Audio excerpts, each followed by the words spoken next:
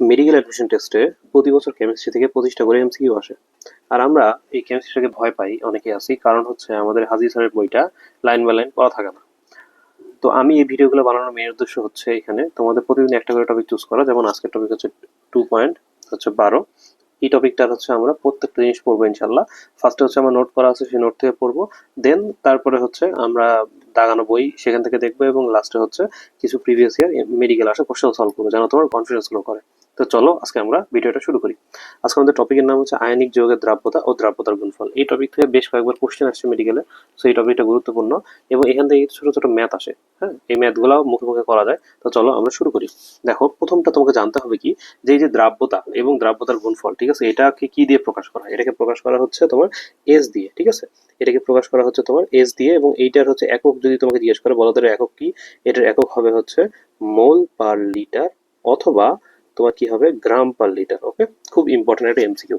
তোমার যদি জিজ্ঞেস করে যে এই এস এর একক কি, বা দ্রাব্যতা বা দ্রাব্যতার গুণফলের একক কি, তোমাকে লিখতে হবে কি মোল পার লিটার অথবা গ্রাম পার লিটার। ওকে, এখন দেখো, তোমার এই আয়নিক যৌগের যে দ্রাব্যতা, ঠিক আছে, এই দ্রাব্যতাটা তিনটা বিষয়ের উপর নির্ভর করে, খুবই খুবই গুরুত্বপূর্ণ। এটাকে মনে রাখতে পারো চাপাতি। তোমরা এই যে দেখছো না, চাপাতি তো চেনো তোমরা। তো চাপাতি দিয়ে মনে রাখবা, চাতে হচ্ছে চাপ, পাতে হচ্ছে দ্রব্য ও দ্রাবকের প্রকৃতি, পতে হচ্ছে কি দ্রব্য ও দ্রাবকের প্রকৃতি, আর তিতে কি তাপমাত্রা। ঠিক আছে, তিতে হচ্ছে তাপমাত্রা। আচ্ছা, এরপরে দেখো, আমরা এই যে কেআইপি কেএসপি এটা নিয়ে আমরা একটু পড়বো। ওকে, তোমাদের এখান থেকে যে মেইন এমসিকিউটা মনে রাখতে হবে, যে তোমাকে বলবে যে কখন, মানে এই মনে করো দিবে, বলবে এরকম যে কখন স্যাচুরেটেড হবে, যে তোমাকে অপশনগুলো দিয়ে দিল, বা কখন তোমার হচ্ছে এই সুপার স্যাচুরেটেড হবে, এই তো অপশন দিয়ে দিল এরকম। তো তোমাকে মনে রাখতে হবে, দেখো কেআইপি, ঠিক আছে, কেআইপি তোমার যখন বেশি হবে কেএসপির চেয়ে, তখন অদক্ষেপ পড়বে বা অতিরিক্ত হবে, এটাকে বলা হয় সুপার স্যাচুরেটেড। সুতরাং অদক্ষেপ, এটা তোমরা তো ইন্টারমিডিয়েটে অনেক ম্যাথ করে আসছো, তো এটা আলাদা করে আর ওভাবে বলার দরকার নেই। জাস্ট মনে রাখবা, তোমার এখান থেকে মনে রাখতে হবে যে কে আইপি যদি তোমার বেশি হয়, কে আইপি যদি তোমার বেশি হয় কেএসপির চেয়ে, তখন অদক্ষেপ পড়বে। যদি সমান হয় তখন হচ্ছে সম্পৃক্ত, যদি লেস দেন হয়, কম হয়, তখন হচ্ছে অসম্পৃক্ত। ঠিক আছে, মানে কে আইপি বেশি সমান কম এরকম।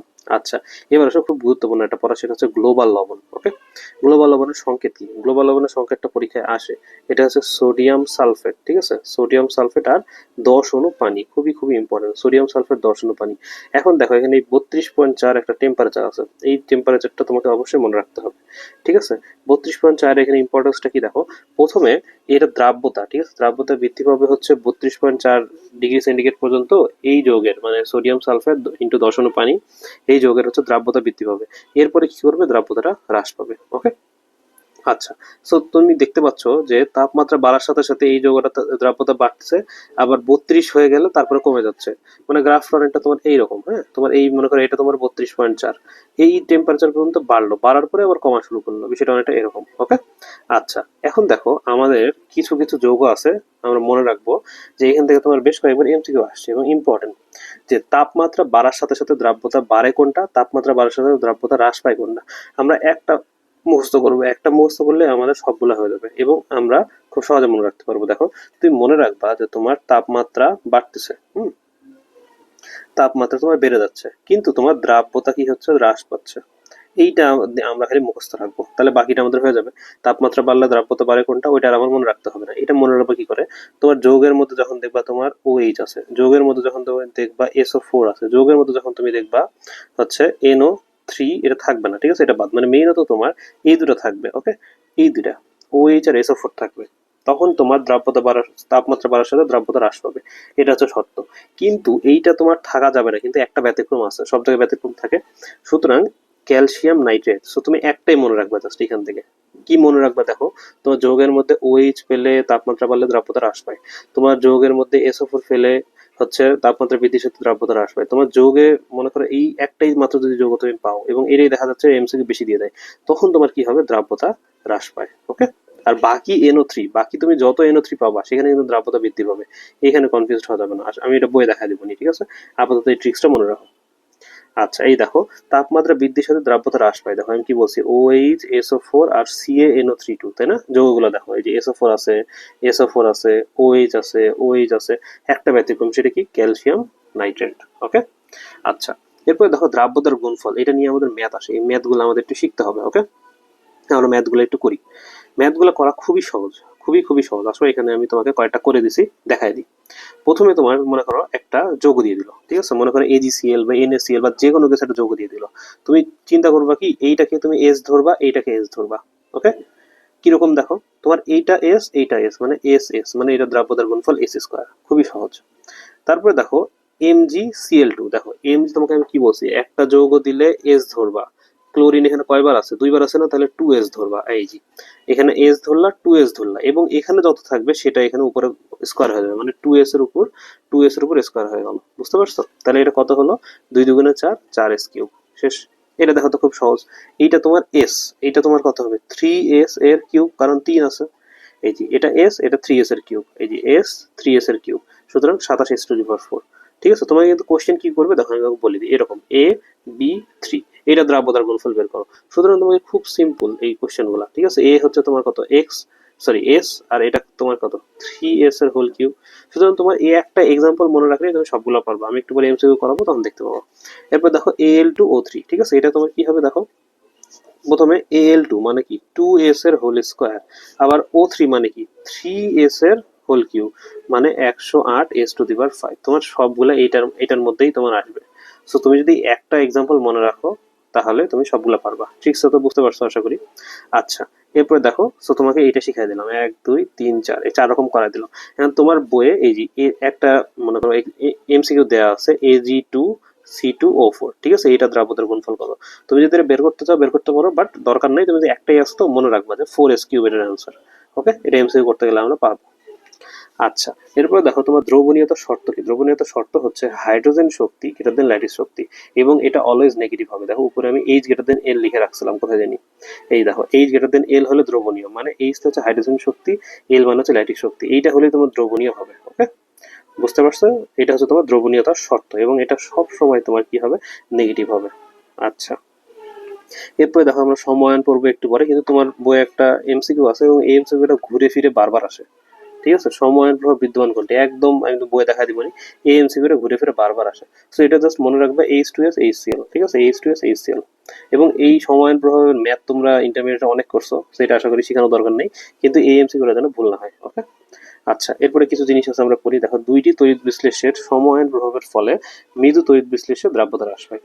মৃদু তড়িৎ বিশ্লেষ্যের দ্রাব্যতা হ্রাস পায়, ঠিক আছে। সময়ায়ন প্রভাবের ফলে কি হবে, মনে করো দুইটি তড়িৎ বিশ্লেষ্য আছে, এখানে সময়ায়ন প্রভাব হচ্ছে, এটার ফলে কি হবে, মৃদু তড়িৎ বিশ্লেষ্যের দ্রাব্যতা হ্রাস পেল। আচ্ছা, এরপরে দেখো পোলার দ্রাবক আর অপোলার দ্রাবক, এটা নিয়ে আমাদের পড়তে হবে। এটা খুবই খুবই গুরুত্বপূর্ণ, এখান থেকে অলরেডি একবার মেডিকেলে কোশ্চেন আসছে। দেখো, পোলার দ্রাবক কি আছে, পানি আছে, তরল NH3 আছে, নাইট্রিক অ্যাসিড আছে, SO2 আছে, তরল HX মানে হচ্ছে মনে করো HCl হতে পারে, HF হতে পারে, ওটা ইচ্ছা। অপোলার দ্রাবক কি কি আছে দেখো, CCl4 খুব important, C6H6, C7H17, heptane, kerosene, diesel.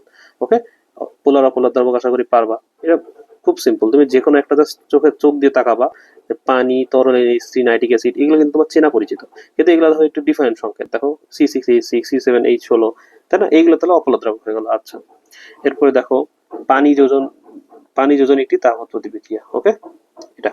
আর AgF এটা হচ্ছে দ্রবণী, এটা তোমাকে আমি শিখাবো নি, হ্যাঁ, এটা হচ্ছে হয়তো 3 চ্যাপ্টারে গেলে বেশি সুন্দর করে শিখাবো। যে তোমার মনে করো এই যে এজি, মনে করো এজি দিয়ে অনেকগুলো আছে, ফ্লোরিন, ক্লোরিন, হচ্ছে মনে করো ব্রোমিন, হচ্ছে আয়োডিন। ঠিক আছে, এইটার তোমার হচ্ছে ক্রোমটা শিখাবো, কোনটা কি ক্রোম, তারপরে কোনটা দ্রবণীয় অদ্রবণীয় কিভাবে বের করবো, এটা তোমাকে 3rd চ্যাপ্টারে গেলে আমি সুন্দর করে শিখাবো।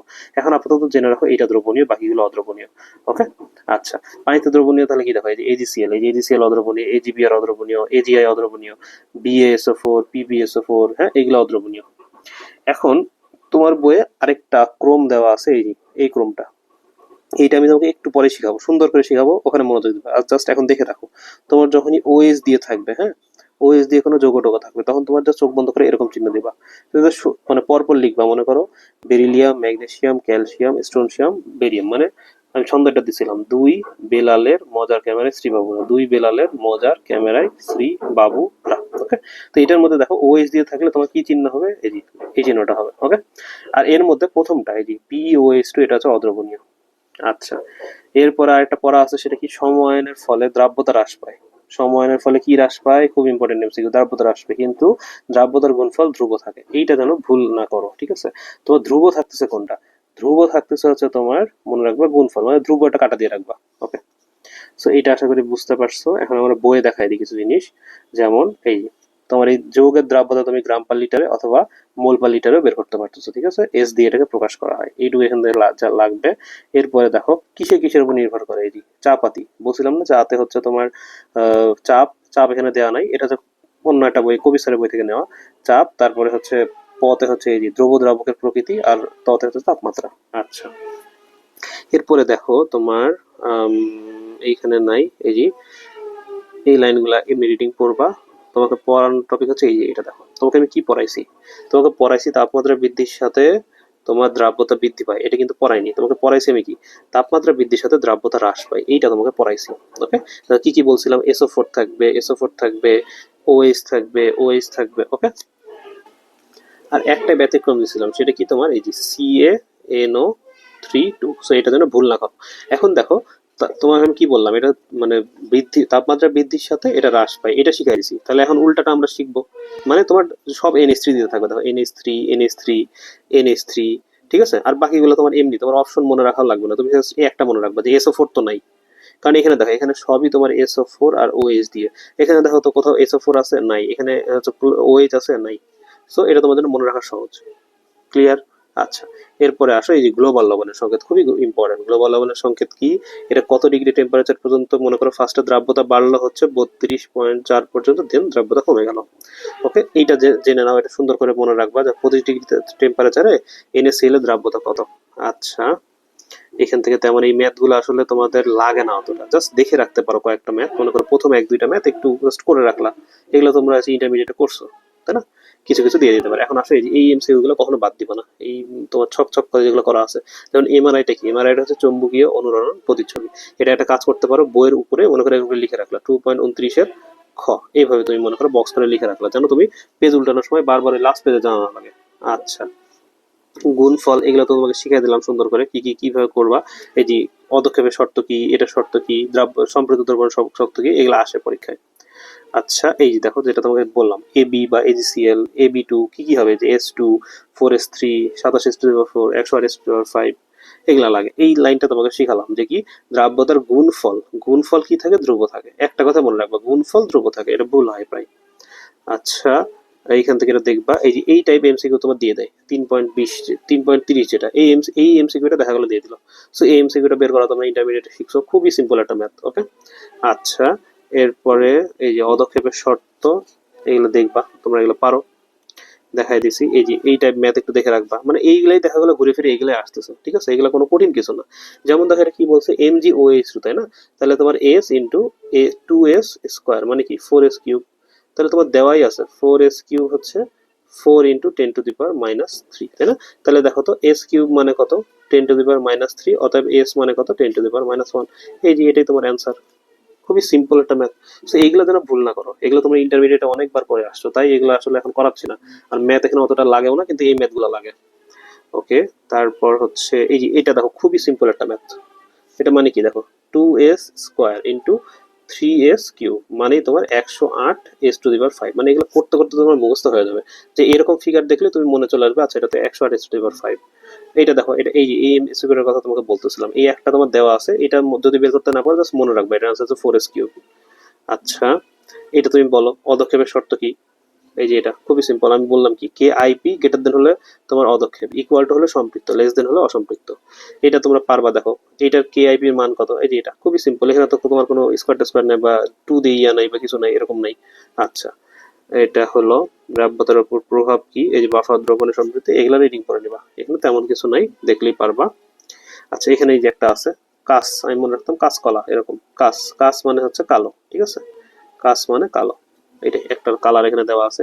এইটা যখন তোমাকে 2.13 পড়াবো, ওখানে সুন্দর করে পড়াবো। তাও এখানে জেনে রাখো যে এটার অদক্ষেপের কালার হচ্ছে জেলির মতো সাদা, জেলির মতো সাদা, খুবই খুবই গুরুত্বপূর্ণ, MCকিউ আসে এটা।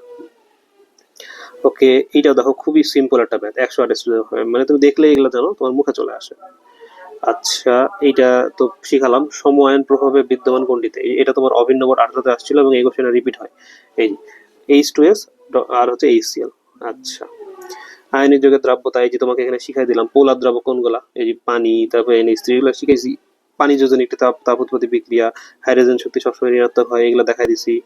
আচ্ছা, তারপরে এই যে এটা তো দেখালাম। যে কোনটা হচ্ছে দ্রবণীয় অদ্রবণীয়, এটা তোমাকে শিখাবো একটু পরে, তোমাকে এটা শিখাবো সুন্দর করে। আচ্ছা, এখানে তেমন কিছু নাই, এখানে তেমন কিছু নাই, এগুলা দেখবা। এই দেখো লাস্টে তোমার এইটা দেওয়া আছে, ঠিক আছে, আর এই যে এইটা হচ্ছে তোমার অদ্রবণীয়, তাই না? এখন এই জিনিসটাই তোমাকে আমি সুন্দর করে শিখাবো। দেখো মনোযোগ দাও। আচ্ছা, যেটা দ্রাব্যতা নিয়ে তোমাদের পড়াচ্ছিলাম সেটা দেখো। তোমাকে আমি একটু আগে বললাম একটা কথা, এখন আরেকটা কথা বলতেছি। দেখো, তুমি যখনই সালফেট যুক্ত কোনো যৌগ পাবা তখন গ্রেটার দেন লিখবা, যখন তুমি OH যুক্ত কোনো যৌগ পাবা লেস দেন লিখবা, যখন তুমি শুধু অক্সাইড পাবা তুমি লেস দেন লিখবা। মানে কি? মনে করো তোমাকে আমি এরকম বললাম যে দুই, মানে দ্বিতীয় গ্রুপের বেলালের মজার, দুই বেলালের মজার ক্যামেরায় শ্রী বাবু রা, মনে করো এরকম। এখন তোমাকে আমি বলে দিলাম কি, মনে করো এভাবে বলে দিলাম যে বেরিলিয়াম, এই magnesium sulphate, calcium sulphate, strontium sulphate, এটার মধ্যে কার দ্রাব্যতা বেশি, কার দ্রাব্যতা কম। তোমার জাস্ট একটা কথা মনে রাখবা যে সালফেট থাকলে গ্রেটার দেন হবে। মানে দেখো এই যে যেখানেই তোমার সালফেট আছে সেখানে তুমি কি করছি, আমি গ্রেটার দেন লিখছি। মানে কি? দেখো দ্রাব্যতা মানে এইটার দ্রাব্যতা সবচেয়ে বেশি, এইটার দ্রাব্যতা সবচেয়ে বেশি, আর এইটার দ্রাব্যতা সবচেয়ে কম। তাহলে অদ্রবণীয়ের মধ্যে কে পড়ে যাচ্ছে? এইটা পড়ে যাচ্ছে না অদ্রবণীয়ের মধ্যে? বলো, এটা তোমার অদ্রবণীয়ের মধ্যে পড়ে যাচ্ছে না? ক্লিয়ার হয়েছে এই কথাটা? ওকে, এটা তোমার সবচেয়ে দ্রবণীয়। আবার দেখো, এটা তোমার দ্রাব্যতার ক্রম, মানে এটা সবচেয়ে কম, বেশি বেশি বেশি বেশি, মানে এটা তোমার সবচেয়ে বেশি দ্রাব্যতা মনে করো, সবচেয়ে বেশি দ্রবণীয়। তাহলে অদ্রবণীয় কোনটা? এটা না? বুঝতে পারছো? অক্সাইডের ক্ষেত্রে সেম, দেখো oxygen oxygen oxygen oxygen oxygen, এই যে দুই বেলালের মজার ক্যামেরায় শ্রী বাবুরা, ঠিক আছে, এই দেখো। তাহলে এইটা তোমার অদ্রবণীয়, সেম উপায়, এটা তোমার সবচেয়ে বেশি দ্রবণীয়। ক্লিয়ার হয়েছে? সো এটা একটা ট্রিক্স। এরপরে দেখো, তোমার বইয়ে যতগুলা অদ্রবণীয় যৌগ আছে সেটাকে একসাথে করা হয়েছে কিভাবে দেখো। সালফেট যুক্ত যতগুলো আছে, আমি জাস্ট এই ভিডিওতে সালফেটটাই শিখাবো। এটা মেনুতে হচ্ছে 3 অধ্যায়ের পড়া, ঠিক আছে? 3 অধ্যায় যখন ভিডিওগুলো দিব তখন এই টপিকটার আরো বিস্তারিত আমি পড়াবো ইনশাল্লাহ। বাট আপাতত জাস্ট সালফেটটা দিয়ে শেষ করি, কারণ হচ্ছে এই অধ্যায়ে সালফেটটাই লাগবে। আচ্ছা, পানিতে অদ্রবণীয়, তুমি জাস্ট একটা ছন্দ মনে রাখবে, সেটা কি? শালা বাবু আজকেও লেট। মানে কি? দেখো, শালাতে হচ্ছে তোমার সালফেট, বাবুতে হচ্ছে বিএ, আজকেতে হচ্ছে এজি, কেউতে হচ্ছে ক্যালসিয়াম, লেটতে পিবি। মানে কি? দেখো তোমার এইটা, তারপরে হচ্ছে AgSO4, তারপরে হচ্ছে ক্যালসিয়াম SO4, আর হচ্ছে PbSO4। এরা হচ্ছে কি তোমার অদ্রবণীয়, ঠিক আছে? এরা হচ্ছে পানিতে অদ্রবণীয়। আর যত সালফেট আছে সবাই দ্রবণীয়, ঠিক আছে? যেমন মনে করো ম্যাগনেসিয়াম সালফেট, তোমাকে আমি অপশনে দিলাম মনে করো এগুলা, তাহলে ম্যাগনেসিয়াম সালফেট দ্রবণীয়, কিন্তু এটা অদ্রবণীয়, এটা অদ্রবণীয়, এটা অদ্রবণীয়, এটা অদ্রবণীয়। সো তুমি জাস্ট একটাই মনে রাখতে পারো যে শালাবাবু আজকেও লেট, এটা হচ্ছে অদ্রবণীয়। শেষ। এই দুটো আমরা নেক্সট, আমরা 3 অধ্যায় যখন পড়াবো তখন একটু বিস্তারিত আরো পড়া আছে, তখন পড়াবো একসাথে। আচ্ছা, এখন আসলে আমরা MCQ সলভ করি। দেখো বলছি, নিচের কোনটি পানিতে সহজেই দ্রবীভূত হয়? খুবই সহজ একটা কোশ্চেন, তোমাকে আমি কোথায় কোশ্চেন করছি দেখো তো। তুমি একটু আগে পড়লা না দ্রবণীয় আর অদ্রবণীয়র মধ্যে?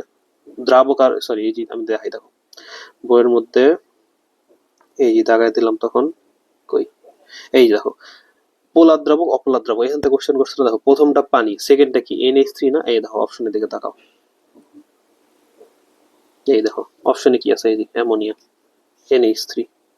এটা কি তোমার পানিতে সহজে দ্রবীভূত হয়, মানে কি সহজে দ্রবীভূত হয় কি অ্যামোনিয়া। বাকিগুলা দেখো কার্বন হয় না, আয়োডিন হয় না, নাইট্রোজেন হয় না। বুঝতে পারতেছো? এটা দেখো মেডিকেল 19 সালে আসছে, সিম্পল একটা কোশ্চেন, বই থেকে আসছে। সো তোমার বইটা পড়া খুবই ইম্পর্টেন্ট। আচ্ছা, দেখো কত তাপমাত্রার উপরে গ্লোবাল লবণে দ্রাব্যতা হ্রাস পায়? তোমাকে কি বললাম, গ্রাফটা অনেকটা এরকম না? এটা হচ্ছে তোমার হচ্ছে 32 পয়েন্ট, হচ্ছে মনে করো কত ছিল, 4। এই যে এখানে এসে এরকম করে কমে যায়, এতটুকু পর্যন্ত দ্রাব্যতা বাড়ে, তারপরে দ্রাব্যতা কমে। তাহলে অ্যান্সার কত? এই যে 32, তাই না? আচ্ছা, এরপর দেখো নিচের কোন সালফেট লবণ পানিতে অদ্রবণীয়? কোশ্চেন কি করছে দেখো, সালফেট, তাই না? অদ্রবণীয়। মেডিকেল ভর্তি পরীক্ষা 16-17, তুমি কি মনে রাখবা? শালা বাবু আজ কেউ লেট, তাই না? শালাতে তোমার SO4, বাবুতে তোমার BA, আজকে তোমার AG, কেতে হচ্ছে ক্যালসিয়াম, লেটতে হচ্ছে পিবি। দেখো তো কোনটা আছে? বিএ আছে, এই যে বিএ আছে, এজি আছে, এজি নাই, ক্যালসিয়াম আছে, ক্যালসিয়াম নাই, পিবি আছে, পিবি নাই। তাহলে এটাই অ্যান্সার। সো খুবই সিম্পলি তুমি কোশ্চেনগুলো অ্যান্সার করতে পারবা, ঠিক আছে? আমি নেক্সট ভিডিওতে আরো দেখাবো এই বিষয়গুলো, মানে 3 অধ্যায়ের ভিডিও যেটা, সেখানে আমি এই টপিকটা একদম বিস্তারিত আলোচনা করবো ইনশাল্লাহ। তো থ্যাংক ইউ ফর ওয়াচিং। আমি আমার পরিচয়টা দিই, আমি মোহাম্মদ ইশাক তৌসিফ, রাজশাহী মেডিকেল কলেজ, 63তম MBBS। নেক্সট ভিডিও দেখার আমন্ত্রণ রইল। নেক্সট ভিডিও ইনশাল্লাহ তোমাদের অনেক মজা লাগবে, ঠিক আছে? তোমার খুব ভালো লাগবে ইনশাল্লাহ। আল্লাহ হাফেজ।